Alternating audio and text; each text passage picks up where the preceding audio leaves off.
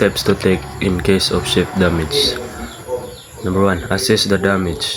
Identify the location and extent of damage.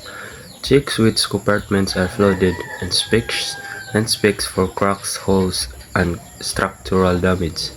Determine if there is a danger to crew or cargo. Number 2 is sound alarm.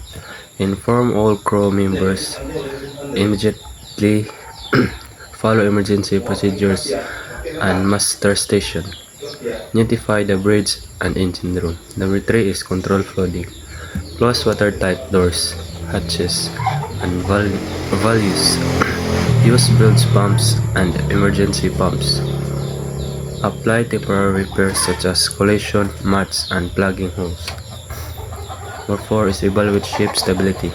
Check the ship lifts, stream, and draft. Calculate the effect of flooding stability. Number 5 is communicate the station. Informed by vessel and coastal authorities if needed. Send distress signals when necessary. Maintain communication between departments on board. Next is action to regain stability. 1. Control flooding. Flood selected compartments on the opposite side of the list. Must be done carefully to avoid worsening the situation. Number 2 is ballasting or deballasting. Transfer ballast water to improve balance and trim. 2 is remove excess water from flooded space if possible. 3. Shift cargo. Move cargo to reduce hull or trim. Secure lost cargo to prevent further movement. Number 4 is reduce free surface effects. Keep tanks either full or empty whenever possible. Number 5 is adjust speed and course. Reduce speed during heavy flooding or rough weather. Change course to lessen wave impact on damaged areas. Counter-checking the effectiveness of actions. Number 1 is monitor ship's condition continuously. Observe list, trim, and draft. Check water flooding in increasing or decreasing. Number 2, inspect flooded compartments. Ensure water level is controlled. Confirm temporary repairs are holding.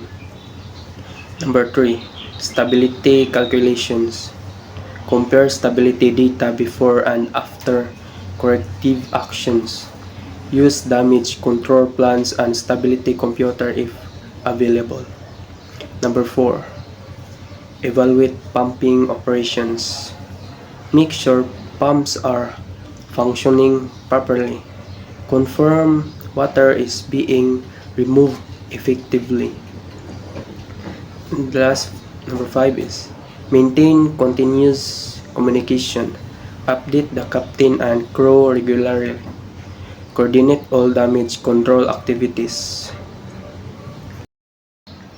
Importance of proper damage control. Prevent sinking of the vessel. Protects lives on board. Maintain ship stability and maneuverability. Reduce cargo and property loss. Prevent marine pollution. And the last is the conclusion. Proper response during the ship damage is essential to ensure the safety of the vessel and everyone on board. Quick assessment, effect flooding control, and proper stability correction can help save the ship. Continuous monitoring and counter-checking are necessary to confirm that the actions taken are effective and the ship remains stable.